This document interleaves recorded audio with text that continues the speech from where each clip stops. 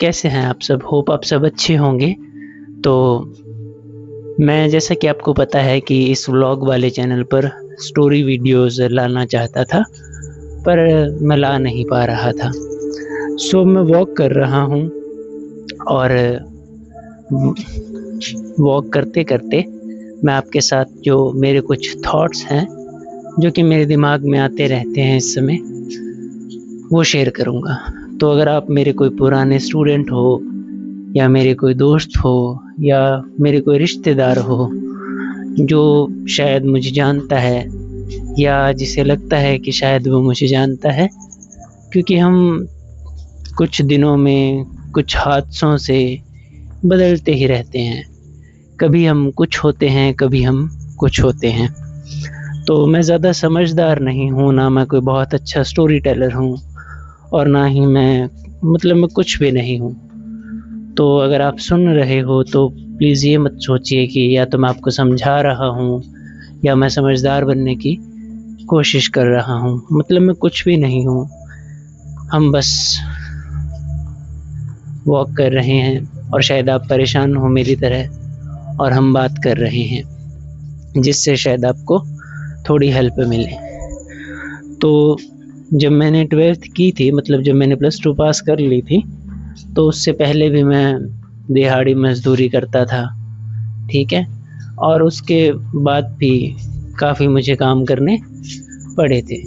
तो जब मैंने उस समय खुद के लिए जो फ्यूचर देखा था, वो जो आज मेरा फ्यूचर है उससे काफ़ी अलग है। मैं जो आज बन चुका हूँ वो मैं कभी नहीं बनना चाहता था। जैसा कि आप सब मुझे देखते हैं कि मेरे बाल जा चुके हैं। कोई मुझे देखता होगा तो हँसता होगा, मेरा मज़ाक उड़ाता होगा या वैसे इन बातों से फ़र्क नहीं पड़ता ज़्यादा, पर कभी न कभी महसूस हो जाता है। तो एक तुर्किश ड्रामा था, जब मैं 2019-20 में पढ़ाना मैंने शुरू किया था और मैं जैसे अभी जवानी में आप समझो कि आया ही था, थोड़े लंबे बाल रखता था और दाढ़ी मूंछ भी आ चुकी थी। तो मैं अपनी एक लुक रखना चाहता था और अब उससे विपरीत लुक मेरी बन चुकी है। तो जो चलो हमारे भाग्य में होता है, वो हमें मिल जाता है। अब इसका मतलब ये नहीं है कि मैं ये बोल रहा हूँ कि हम भाग्य पर सब कुछ छोड़ देंगे। भाग्य जो हमने अनंत जन्मों में कर्म किए होंगे या अब जो हमने कर्म किए होंगे, उनसे हमें जो फल मिलता है, जो हमारा प्रारब्ध होता है, उसी को हम भाग्य बोल देते हैं। पर हम नया भाग्य भी बना सकते हैं। तो काफ़ी लोगों से अच्छा हूँ मैं, फाइनेंशियली या कई सारी चीज़ों में, और काफ़ी लोगों से बुरा। मैं ग्रेटफुल हूँ उस हर एक चीज़ के लिए जो मेरे पास है। भगवान की दया से मैंने बना ली है, यानी कि मैंने कुछ खोया भी है और कुछ पाया भी है। पर फिज़िकल लेवल पर देखते हैं तो मैंने खोया ही खोया है। तो मैं आज काफ़ी परेशान था, जैसा कि रोज़ ही होता हूँ, क्योंकि हर एक गुज़रता दिन ज़िंदगी में एक दिन कम हो रहा है। आज सुबह हमारा एक स्टूडेंट था नीरज, उसके दादाजी की डेथ हो गई थी कल, तो सुबह मैं वहाँ गया था। वहाँ पर मेरे कुछ 2-3 पुराने स्टूडेंट्स और भी थे, और जो नए स्टूडेंट्स थे जैसे कि भविष्य और कुछ और। तो जब वो खड़े तो उन्होंने किसी भी लड़की की बात नहीं की, पर वो जो पुराने स्टूडेंट्स थे उनकी बात ही इससे शुरू हो रही थी कि तुम मेरी सेटिंग करा दो। वो उससे बोल रहा था, वो दूसरा उससे बोल रहा था, और वो किसी भी लड़की के बारे में कुछ बात कर रहे हैं, और वो बिल्कुल भी नहीं सोच रहे कि कल को अगर उनकी भी बेटी होगी या अगर उनकी बहन के बारे में हम में से बात करेंगे या हम किसी भी लड़की के बारे में से बात करेंगे तो उसके भाई को, पिता को कैसा लगेगा। पर हम करते हैं। मैं आपको समझाने की कोशिश कर रहा हूँ। और ऐसा भी था कि वो जो व्यक्ति, वो 2 स्टूडेंट्स जो बहुत पुराने थे, जो ऐसी बातें कर रहे थे, मैं उनसे काफ़ी दूर खड़ा था। इसका कारण मैं आपको बताऊँगा, और मैं काफ़ी दूर हो गया था उनसे, और मैं फ्यूचर में शायद कभी इंटरेक्ट भी ना करूँ उनसे। तो वो हनुमान जी का स्टेटस भी लगा देते हैं और सालासर भी जाते हैं, शराब भी पी लेते हैं और ऐसी बातें भी कर लेते हैं। और आप उनकी हालत देखो तो क्या बताऊँ मैं, अगर एक भी विपरीत परिस्थिति उनकी ज़िंदगी में आ गई तो तनावग्रस्त हो जाते हैं। तो मैं निंदा नहीं कर रहा, मैं बस बता रहा हूँ कि आज मैंने क्या देखा जिससे कि मेरा मन काफ़ी ख़राब हुआ। मतलब अब इन ऐसी चीज़ों से भी अगर कोई किसी के बारे में ऐसी बात भी कर रहा हो, उससे भी थोड़ा बुरा लगता है कि हमें किसी के बारे में कुछ भी नहीं बोलना चाहिए। हम नहीं जानते कि किसी की आर्थिक हालत या दिमागी हालत कैसी होगी, और हम अगर उसे कोई ताना मार दें उस समय, और क्या पता उसका नाम चल रहा हो। मतलब जब कोई भी सहारा नहीं होता तो भगवान ही दिखते हैं हमें। देखो 2 ही चीज़ें होती हैं, या तो वो व्यक्ति मर जाएगा अगर वो टूट चुका है तो, अगर भगवान ने उसका हाथ पकड़ रखा है तो शायद सुसाइड वाले थॉट्स उसके मन में नहीं आएँगे, पर फिर भी उसके लिए वो सब सँभालना काफ़ी मुश्किल होगा। बहुत सारे लोग, या आप मुझे भी मान लीजिए कि हम टूट ही चुके हैं काफ़ी सारी चीज़ों से। बस हम घूमते हैं, फिरते हैं, बोलते हैं, हँसते हैं, दुनिया में एक नकाब पहनकर घूमते हैं कि हाँ सब सही है, पर बहुत कुछ ख़त्म हो चुका है। मैं परेशान था कि मैं इतनी, जैसे मुझे 7-8 साल हो गए केमिस्ट्री फिज़िक्स पढ़ाते, और मैं बहुत अच्छा हूँ मतलब इन सब्जेक्ट्स में। मतलब मुझे नहीं बोलना चाहिए कि मैं बहुत अच्छा हूँ, इगोइस्टिकली नहीं बोल रहा, ये मजबूरी के कारण या पिछले कई सालों के कारण कि मैंने बहुत काम किया है इन सब्जेक्ट्स में, तो मुझे बिल्कुल भी प्रॉब्लम नहीं आती या बुक भी उठानी नहीं पड़ती। पर फिर भी जैसे चैनल पर या ऑफ़लाइन बैचेज़ में भी ये बच्चे नहीं हैं, या हमें वो आउटकम नहीं दिखता, और दूसरी तरफ हम देखते हैं कि जो लोग कुछ गंदा बोल रहे हैं, कुछ गंदा दिखा रहे हैं, या हमें पता है कि 5 इंद्रियाँ हैं हमारी, तो उनमें जो आसक्त हैं उनके रिलेटेड कोई प्रोडक्ट, कोई वीडियो या कुछ भी बना रहे हैं, तो वहाँ जा रहे हैं, वो देख रहे हैं। तो मतलब किसी का मन नहीं है पढ़ने का अब, या बस ऐसा तो मुझे था कि अब मैं क्या करूँ? क्योंकि जो दूसरा चैनल था करण पल्लेवाल वाला, जो डिलीट हुआ था, उस पर मैं काफ़ी अच्छी-अच्छी स्टोरीज़ लाने वाला था, तो वो भी डिलीट हो गया। अब व्लॉग वाले चैनल पर स्टोरीज़ और व्लॉग्स मिक्स करना अच्छा नहीं लग रहा था, तो क्या करना चाहिए था? तो मैंने सोचा कि शुरू कर देता हूँ, व्लॉग्स की अलग सीरीज़ रख लूँगा और स्टोरीज़ की अलग सीरीज़ रख लूँगा।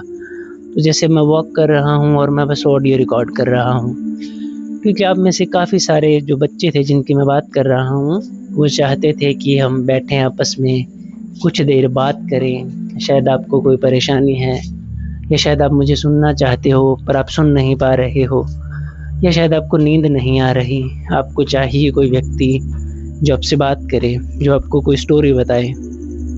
तो उन दोनों स्टूडेंट्स की स्टोरी से बस इतना था कि प्रेमानंद जी भी बोलते हैं और शास्त्र भी कहते हैं कि हमारे जो शब्द हैं और हमारा जो आचरण है, अगर वो मिलने लगे तभी हम उन्नति की तरफ जा सकते हैं, मतलब आध्यात्मिक उन्नति। और मैं आज एक बुक भी रीड कर रहा था, उसमें भी था, वो मैं आपको आगे आने वाली स्टोरीज़ में बताऊंगा।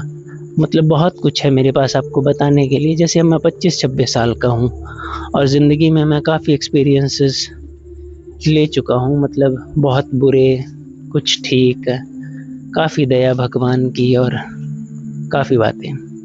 तो अगर आप 15-16 साल के हो, या शायद आप मुझसे बड़े हो उम्र में, तब भी ये वीडियो या ये बातें आपकी काफ़ी हेल्प कर सकती हैं।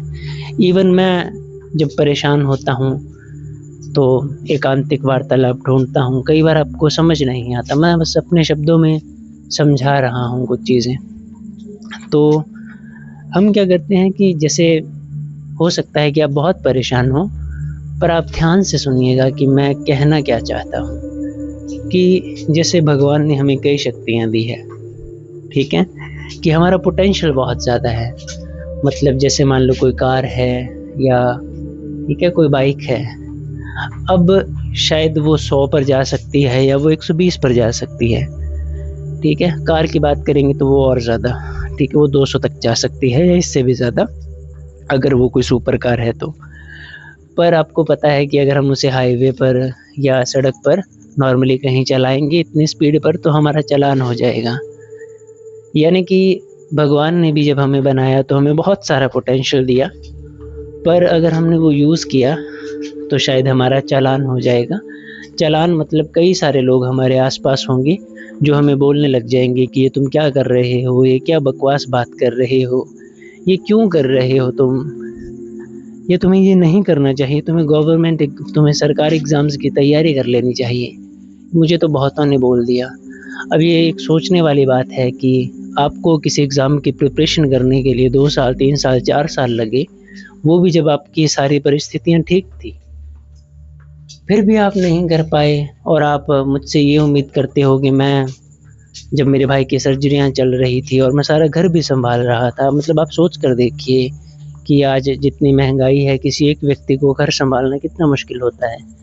कि ना मेरे पिताजी उस समय काम कर रहे हैं पेट्रोल पंप पर, ना वो कोई काम कर रहा है और मम्मी तो वैसे भी दिमागी मरीज़ हैं और मैं अकेला, ट्यूशन्स और ये ज़िंदगी और इतनी सारी चीज़ें और मैं वो सब मैनेज कर रहा हूँ।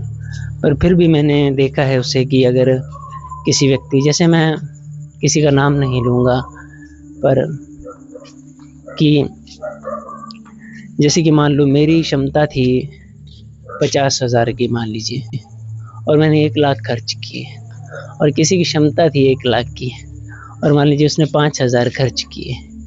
तो हो सकता है कि किसी व्यक्ति को वो 5,000 वाला मतलब मैंने सामने वाले पर्सन के लिए ये किया, तो उसे वो 5,000 वाला व्यक्ति जिसकी क्षमता 1 लाख थी वो ज़्यादा पसंद आया, वो ज़्यादा अच्छा लगा कि उसने ज़्यादा अच्छा किया उसके साथ।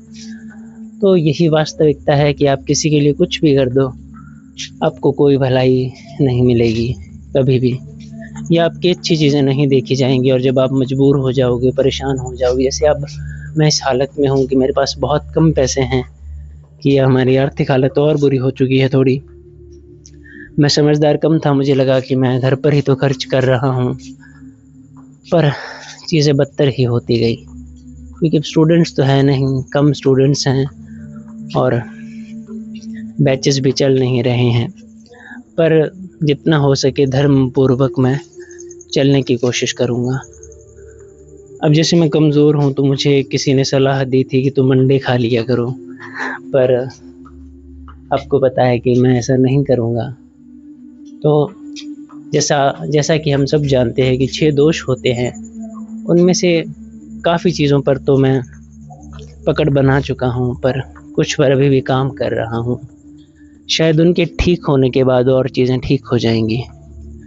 तो जैसा कि मैंने आपको बोला था कि मेरे थॉट्स हैं, चलते-चलते मैं वॉक कर रहा हूँ और मैं बस बोल रहा हूँ।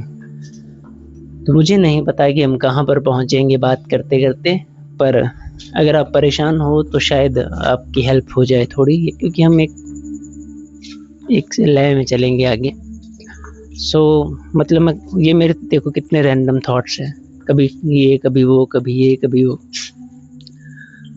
तो मैं एक एकांतिक वार्तालाप भी सुन रहा था और मैं एक स्टोरी भी सुन रहा था जो कि मुझे पहले पता थी। तो मतलब ये हो सकता है ना कि आपको भी जो मैं बताऊँगा वो पहले से पता हो, पर मुझे उस एकांतिक वार्तालाप ने हेल्प की थी, तो शायद आपको भी ये हेल्प करे, मतलब आपकी ये मदद करे। तो जैसा कि हम सबको पता है कि महाभारत में जो कि द्वापर में हुई थी, तो जो पांडव थे उन्हें 12 वर्षों का वनवास मिला था और 1 वर्ष का अज्ञातवास मिला था।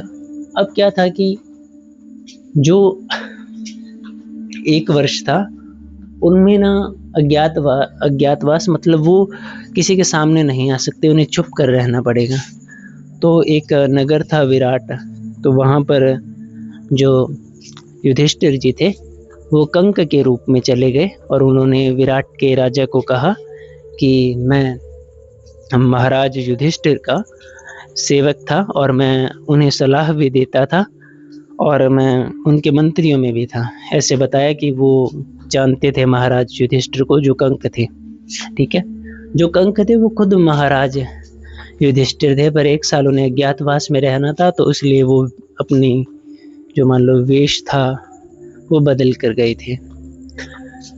तो विराट के जो राजा थे उन्होंने उन्हें अपना लिया। उन्होंने उन्हें कहा कि आप रह सकते हो यहाँ हमारे मंत्री की तरह ही, और वो उनकी मदद कर देते थे मतलब। और जो बाद में भीम था वो रसोइये के रूप में चला गया, और जो नकुल सहदेव थे वो गाय चराने वाले मतलब एक ग्वाले के रूप में और एक अस्तबल संभालने वाले के रूप में चले गए।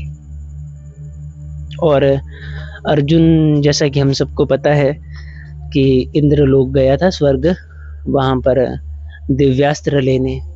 वहाँ पर जो उर्वशी जी थी उन्हें अर्जुन ने देखा, और अर्जुन को उर्वशी जी ने देखा। तो उन्हें जो थॉट्स थे उनके थोड़े बिगड़ गए।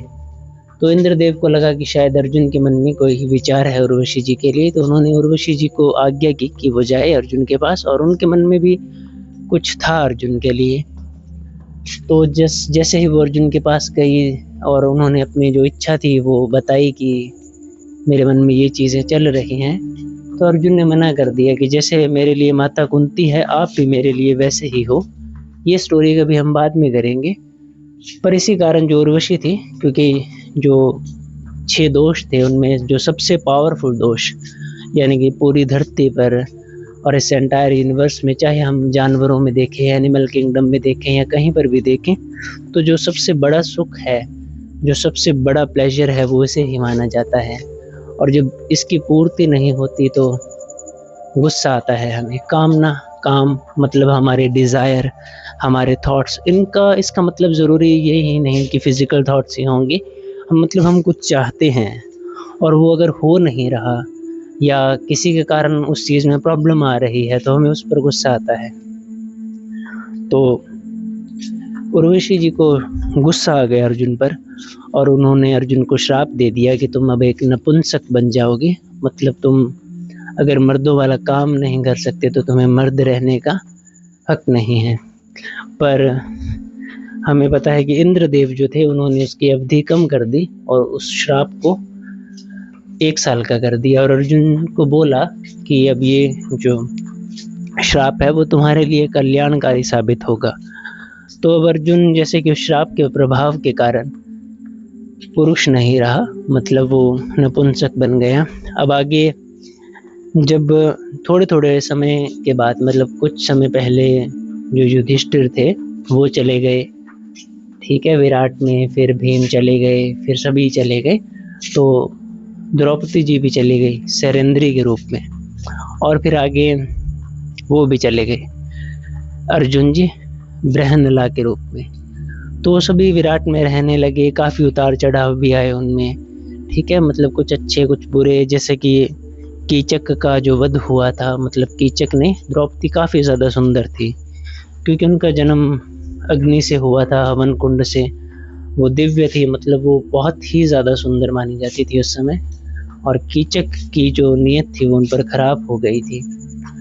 तो कीचक ने जब ज़बरदस्ती करने की कोशिश की तो भीम ने उसका वध कर दिया, मतलब उसे मार दिया। और जैसे कछुआ अपने हाथ अंदर कर लेता है, उसके शरीर को वो शेप दे दी। और सैरेंद्री, मतलब जो द्रौपदी थी, उसने बोला कि उसके 5 पति गंधर्व हैं, अगर कोई उसे परेशान करेगा, ऐसे देखेगा, मतलब उस पर बुरी दृष्टि रखेगा, तो वो उसका भी यही हाल करेंगे। तो ये एक अलग स्टोरी थी। वैसे करते करते जो 1 साल था वो पूरा होने लग गया। अब दुर्योधन को ये चिंता थी कि अगर अज्ञातवास पूरा हो गया तो फिर पांडव आएंगे और फिर वो युद्ध करेंगे, और उसे जो इंद्रप्रस्थ है और जो सारी संपत्ति है वो वापस देनी पड़ेगी। और वो ये चाहता तो था नहीं, तो उसने अलग अलग जगहों पर अपने गुप्तचर भेज रखे थे, काफ़ी ऋषि मुनियों के पास। वो हर जगह जहाँ पर पांडव हो सकते थे, गुप्तचरों ने उन्हें ढूंढ लिया, पर वो नहीं मिले कहीं। और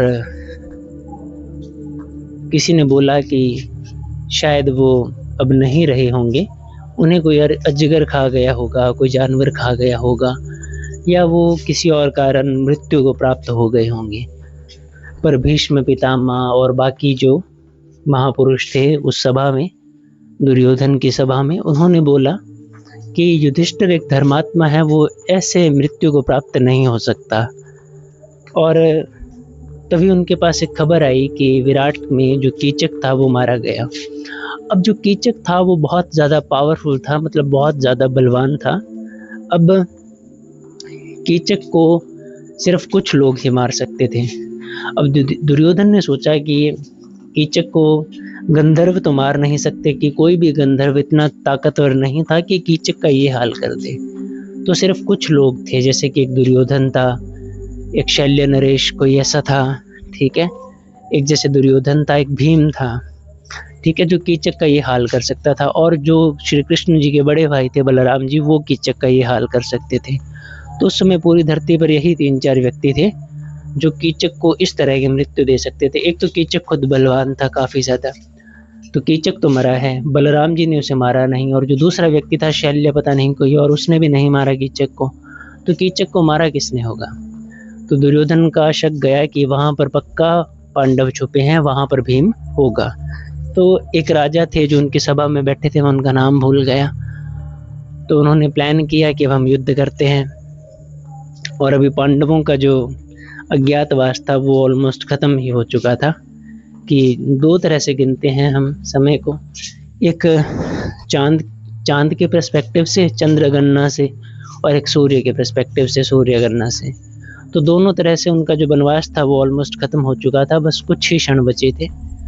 तो जैसे ही हमला हुआ विराट पर, तो विराट की जो रक्षा था वो कीचक ही करता था। तो अब कीचक तो मारा गया था, तो विराट में जैसे काफ़ी गाय और मतलब धन था, और काफ़ी मणियाँ और मतलब काफ़ी कीमती चीज़ें थी, तो उन पर भी उनकी नज़र थी। तो विराट पर एक राजा ने हमला कर दिया कौरवों के कहने पर। तो कंक यानी कि जो युधिष्ठिर थे, उन्होंने बोला विराट के राजा को, जो कि अब थोड़े से बुजुर्ग हो चुके थे, कि हम भी आपके साथ युद्ध में चलेंगे, हम आपकी मदद करेंगे, आपको रसोइये को भी युद्ध में ले जाना चाहिए, और जो ग्वाला है, जो गाय चराता है, और जो आपके घोड़े संभालता है अस्तबल में, आपको उन तीनों को भी ले जाना चाहिए। वो महाबली है, महारथी है, वो युद्ध में हमारी सहायता करेंगे। तो वो ऐसे चले गए आगे युद्ध पर। उन्होंने उस राजा से जो युद्ध था वो तो जीत लिया था, क्योंकि उनके साथ महाबली भीम थे, युधिष्ठिर थे, नकुल और सहदेव थे, तो जिन्हें युद्ध में हराना पॉसिबल तब भी नहीं था। अब तो 13 साल से वो धर्म पर थे, और तप और बहुत दुख देखने के बाद वो और ज़्यादा पावरफुल हो चुके थे।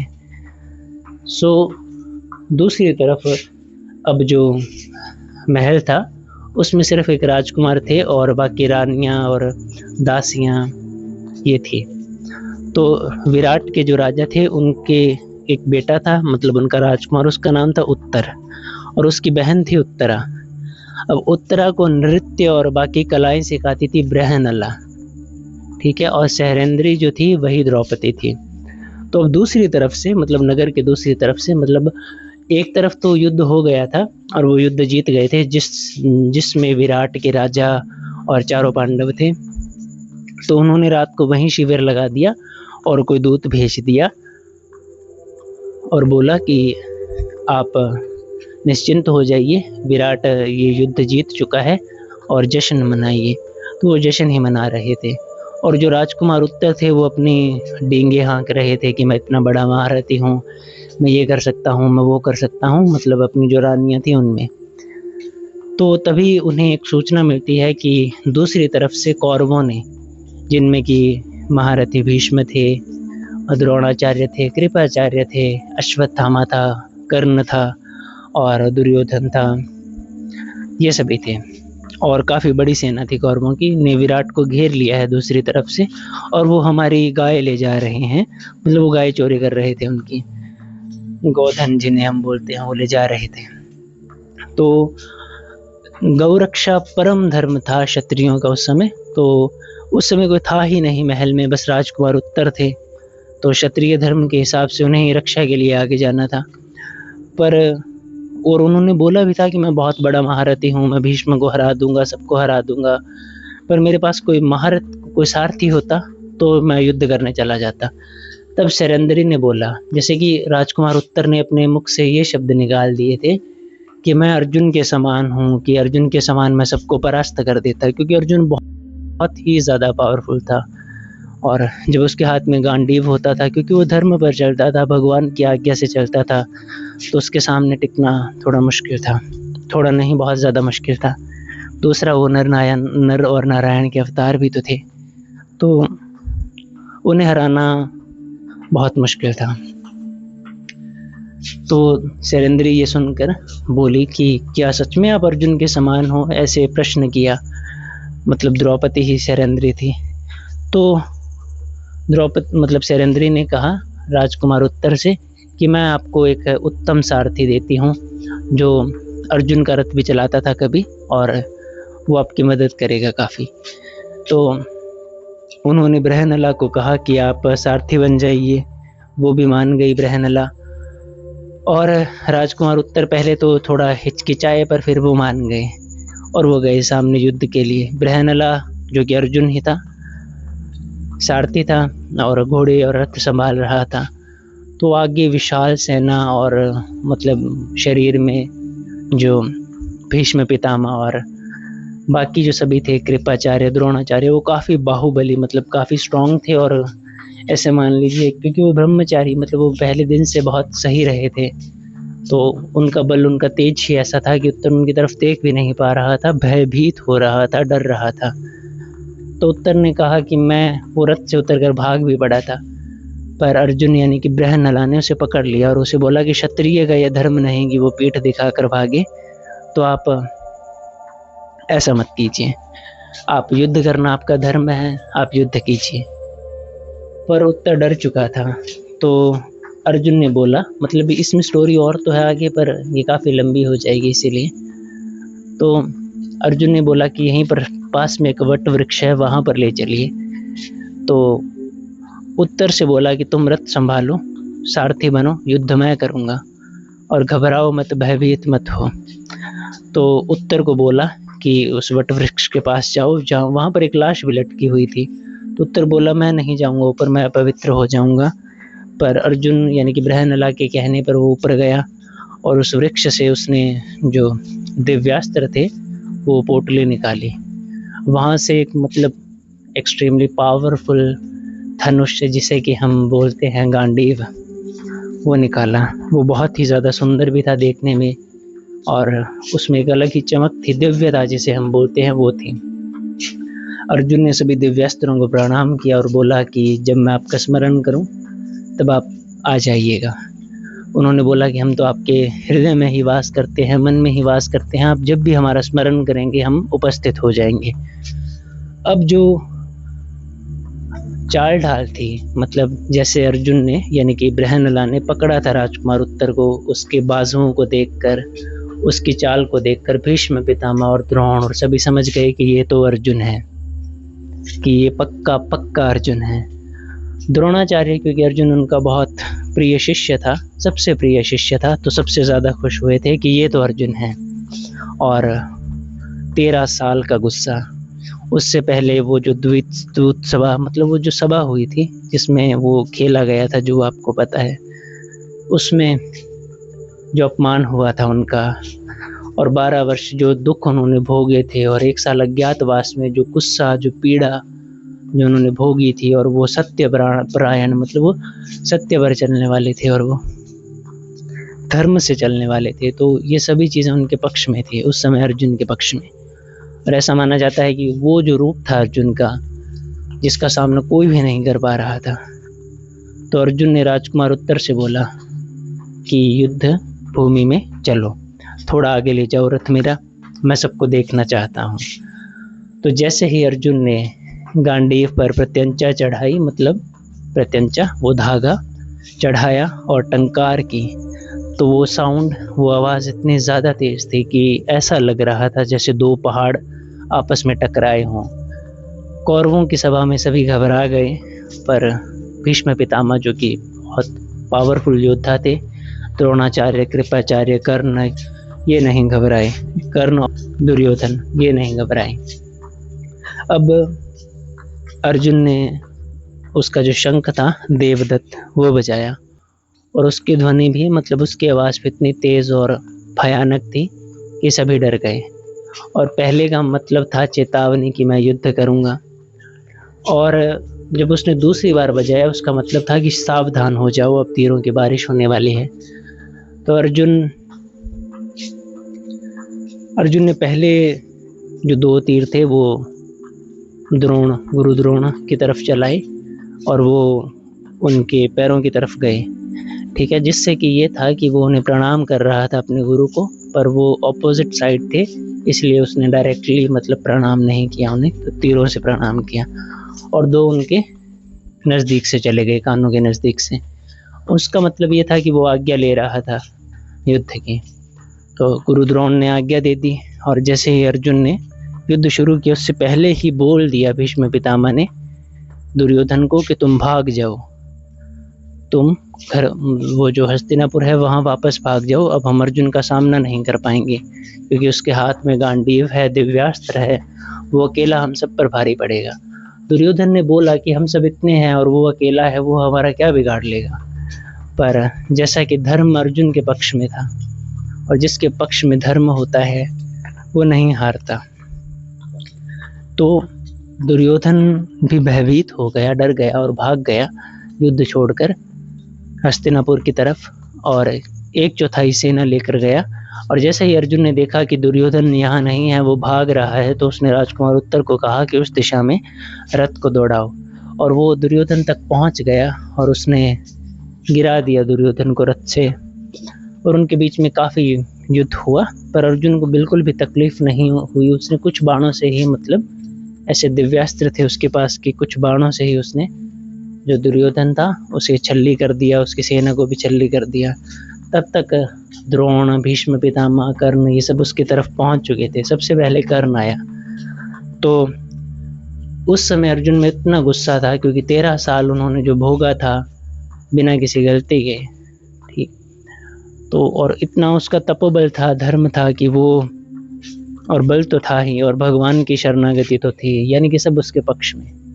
तो 13 साल का वो गुस्सा, और उसने, जैसे हम सुनते हैं कि कर्ण ये था, कर्ण वो था, पर वो जो युद्ध था उसमें कोई अर्जुन का सामना नहीं कर पा रहा था कि अर्जुन ने कुछ ही क्षण में, मतलब कुछ ही देर में उसके सारथी को मार दिया, उसके रथ का जो झंडा था, जो छत्र था वो काट दिया, ठीक है, उसे भी जख्मी कर दिया, थोड़ा सा घायल कर दिया था। और कर्ण, ऐसा बोला जाता है कि पुराण में जब हम पढ़ते हैं कि वो युद्ध छोड़कर भाग गया था, कि हम बोलते हैं ना कि कर्ण इतना शक्तिशाली था, ये था, वो युद्ध छोड़कर भाग गया था। उसके बाद भीष्म पितामह, द्रोण, अश्वत्थामा, कृपाचार्य, इन सबको हरा दिया था अर्जुन ने, कि कई बाणों के अंदर से गुजर गए थे, और रथ की जो बैक वाली साइड थी उस पर चिपका दिया था सबको। इतना खूंखार रूप था उस समय अर्जुन का, इतना भीषण रूप था। और पर उसने जान नहीं ली थी किसी की, क्योंकि वो किसी को उस तरह से नहीं मारना चाहता था, मतलब उन महारथियों में से किसी की जान नहीं ली थी। अब उत्तरा जो थी, उत्तर की बहन, उसने बोला था कि उन सब के कपड़े ले आना, मैं गुड़िया बनाऊंगी, उनके वस्त्र ले आना, हस्तिनापुर वालों के वस्त्र बहुत सुंदर माने जाते हैं। तो उत्तर, क्योंकि वो सभी मूर्छित हो गए थे अर्जुन के समक्ष, अर्जुन से लड़ते लड़ते, और अर्जुन ने बोला कि ले आओ सबके वस्त्र, और जैसे जैसे उन सबको होश आया वो सब हस्तिनापुर की तरफ दौड़ गए, विराट की तरफ नहीं आए। यानी कि कष्ट, यानी कि मैंने स्टोरी से ये देखा कि कष्ट तो होता है हमारी ज़िंदगी में, कि 13 साल जो कौरव थे, या जो लोग धर्म के रास्ते पर नहीं चल रहे थे, उन्होंने खूब आनंद लिया होगा, बहुत सुख और वैभव भोगा होगा, और वो जंगलों में घूम रहे थे। पर जब उनका वनवास खत्म हुआ, अज्ञातवास खत्म हुआ, तो सिर्फ अकेले, 5 की तो ज़रूरत ही नहीं थी, सिर्फ अकेले अर्जुन के सामने कोई नहीं टिक पाया, अकेले अर्जुन के सामने। तो मैंने बस इससे यही सीखा कि हमें भगवान की शरणागति में धर्म से रहना चाहिए, ना कोई पाप करना चाहिए, ना झूठ बोलना चाहिए, ना किसी की तरफ बुरा देखना चाहिए, या किसी के बारे में बात भी नहीं करनी चाहिए बुरी।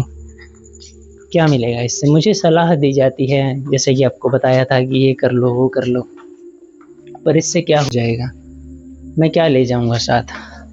अब जैसे 25-26 साल का मैं हो चुका हूँ, बाल मैं खो चुका हूँ और काफ़ी सारी चीज़ें। अगर अब मैं कुछ कर भी लूँगा तो क्या बदल जाएगा मेरी ज़िंदगी? मेरे जो कीमती साल थे, जो कीमती समय था, वो तो चला गया।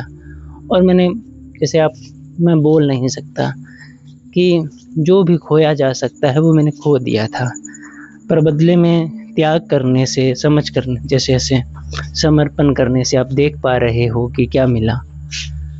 बस भगवान और उनकी थोड़ी स्टोरीज़, और जिससे ये मेरा मन थोड़ा शांत रहता है, मैं जी पाता हूँ। वरना मेरी ज़िंदगी में काफ़ी ऐसी चीज़ें आई थी, ये छोटी बातें लगती हैं पर छोटी हैं नहीं। कि मुझे सबने ये बोल दिया था कि तुमने क्या हमारे लिए किया था ये? कि अगर मैं ना करता,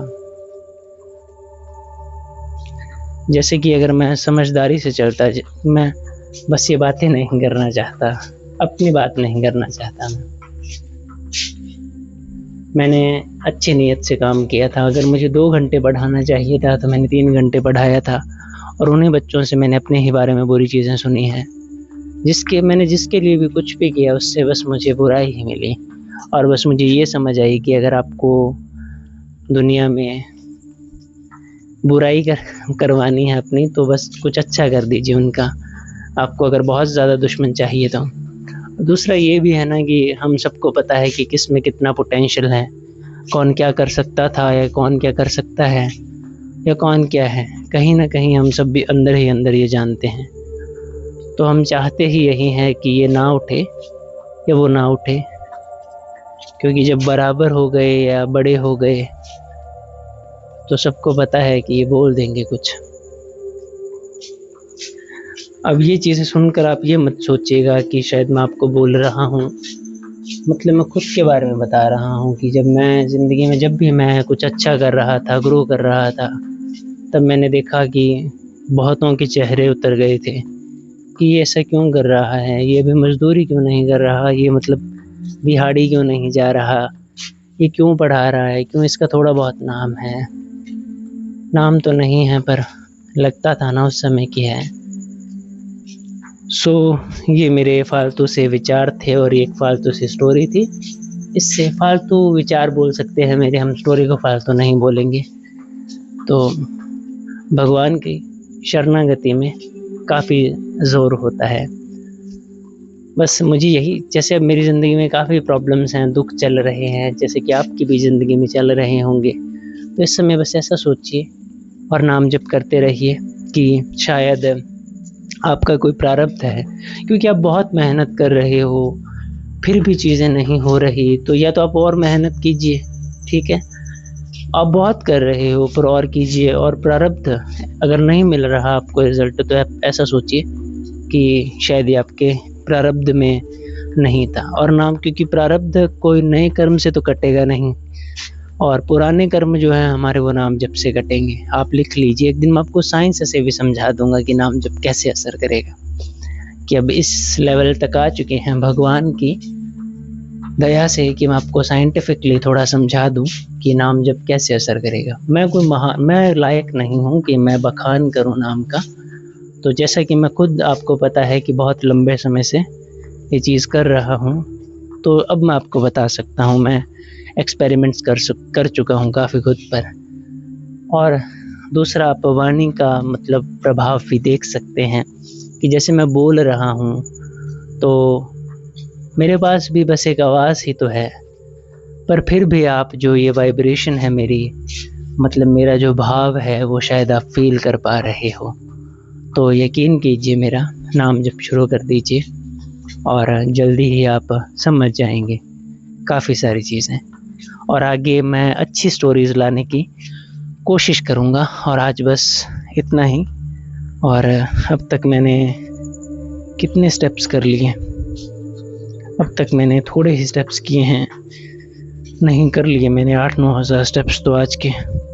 ओहो! आज मैंने 12,000 स्टेप्स कर लिए। हाँ, क्योंकि मैं शमशान भूमि तक गया था ना आज, इसीलिए। रोज़ तो 4 या 5 हज़ार स्टेप्स ही मेरे होते हैं।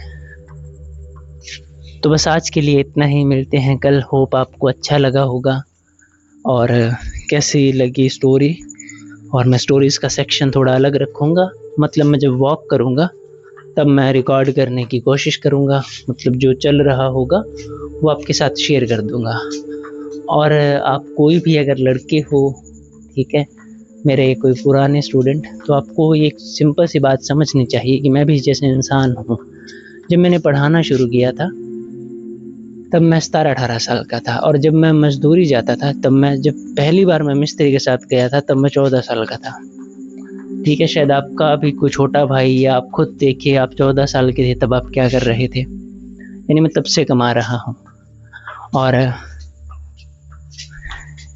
बोलना सही नहीं है मेरा कि सपोर्ट नहीं है मेरे पास, कोई बैक नहीं है मेरी, मैं ही बैक हूँ जैसा कि बोला था। तो इसीलिए आप बहुत कुछ बोल सकते हो और मैं चुप रहता हूँ। इसका कारण ये नहीं है कि मैं डरता हूँ, बस मेरी जिम्मेदारियाँ बहुत है। पर फिर भी भगवान ने काफ़ी दिया है मुझे, जो शायद आपको बहुत टाइम लगेगा। तो बस यही था कि मर्द होना ये नहीं होता कि आपके चेहरे पर बाल हो, आपके सर पर बाल हो, आपके बहुत अच्छे मसल्स हों, कि हम रिस्पॉन्सिबल हैं या नहीं, कि हम अपना घर संभाल रहे हैं या नहीं, कि हम 25-26 साल के होकर भी क्या अब तक घर से पैसे ले रहे हैं, क्या हम शादी के बाद भी 1 साल घर पर रहते हैं और फिर भी सब कुछ चल जाता है। और मैं अब एक दिन भी फ्री नहीं रह सकता, क्योंकि किश्तें भी तो मुझे भरनी, दवाइयाँ और काफ़ी सारे खर्चे जो कि सबको होते हैं। पर फिर मेरे साथ ये भी तो ऐड किया जाता है ना कि तुम एग्ज़ाम्स की तैयारी करो, ये भी कर दो, वो भी कर दो, ये भी कर दो। सबको ये भी लगता है ना कि वीडियो बनाना बहुत आसान है। आप बनाकर देखो एक बार खुद को।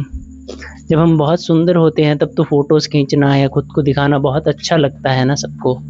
पर जब हम सुंदर नहीं होते, हमारे सर पर बाल नहीं हैं, हम बदसूरत हो चुके हैं थोड़े, तब इतना आसान नहीं होता।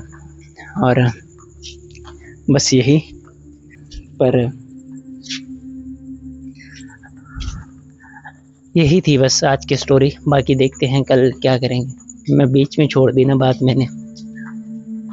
बात यही थी कि मैं जब पढ़ाना शुरू किया मैंने, तो मैं 17-18 साल का था। मैं इतना समझदार नहीं था जितना शायद मैं अब हो चुका हूँ। तो सभी मुझे ऐसे देखते थे कि मुझे महान होना चाहिए, मतलब जो ज़िम्मेदार, महान या बहुत अच्छे व्यक्ति वाला टैग है वो लगा दिया गया था मुझ पर, कि मेरी कोई बात नहीं हो सकती, मैं ये नहीं कर सकता, मैं वो नहीं कर सकता। मुझे तो ऐसा होना चाहिए, एक आइडियल पर्सन बनने का एक बोझ, जो कि बहुत तकलीफ़ देता है। मैंने घटिया से घटिया लोगों को अच्छे से ज़िंदगी जीते देखा है, और सही से सही लोगों को घुट-घुट कर मरते देखा है इस समाज में। जैसे कि आपको बोला था ना कि चालान लगा देते हैं हम पर, कि अगर तुमने ज़्यादा पोटेंशियल दिखाया अपना, तुमने ज़्यादा कुछ शो किया, तुम ज़्यादा बने, क्योंकि हमारे पास कुछ ऐसी चीज़ें होती हैं जो उनके पास नहीं होती, तो वो जेलस ही कर सकते हैं। जैसे पांडवों में और कौरवों में था क्या? अब पहली चीज़ ये थी कि वो लड़कर हरा नहीं सकते थे पांडवों को। दूसरी ये थी कि पांडवों ने इंद्रप्रस्थ को, इंद्र की राजधानी अमरावती से भी सुंदर बना दिया था। तो दुर्योधन में जेलसी इतनी थी कि वो ये देख नहीं पाया। और तीसरी चीज़ द्रौपदी थी पांडवों के पास, कि इतनी सुंदर वाइफ उनकी। तो इस चीज़ से वो जेलस था। तो आपके साथ भी ऐसा होगा कई बार ज़िंदगी में कि आपके पास शायद कुछ अच्छी चीज़ें होती हैं जिनसे बस लोगों को तकलीफ़ होती है और कुछ नहीं। और ये बात कभी भी मत भूलिएगा कि today is a friend, tomorrow's enemy. अब ऐसा नहीं है कि मेरा कोई दुश्मन बना होगा नया। मैं शक्ल देखते ही मुझे पता चल जाता है कि कौन क्या है और क्या करने आया है, और ये बाहर जाकर क्या बोलते होंगे। पर जब हम एक रूम में होते हैं तब वो नहीं बोलते, और यही होता है बस, कि पीठ पीछे ही बातें होती हैं सारी, और जिनमें कोई बात होती है बस उन्हीं की बात होती है। ये मेरी बातें नहीं हैं, आप ऐसा सोचिए कि ये आपके लिए है। हो सकता है कि आपको तो पता ही नहीं कि आपके बारे में क्या बात हो रही है, शायद बात कुछ और थी और वो आप तक घूम कर आई तो वो कुछ और हो गई। तो इन लोगों का ज़्यादा मत सोचिएगा, क्योंकि जब ये चीज़ें घूम कर आएंगी तब उन्हें काफ़ी तकलीफ़ होगी। जैसे 13 साल कौरवों ने काफ़ी मज़े किए होंगे, काफ़ी एंजॉय किया होगा। पर जब घूम कर वो चीज़ें आई, वो चीज़ें लौट कर आई, तो कुछ भी नहीं बचा। तो गलतियाँ मुझसे भी हुई हैं, दोष मुझ में भी हैं, पर मुझे कर्मों के घूम के आने की टेंशन नहीं है। मुझे खुशी होगी कि कर्म काश घूम कर आएँ। तो मिलते हैं नेक्स्ट स्टोरी में।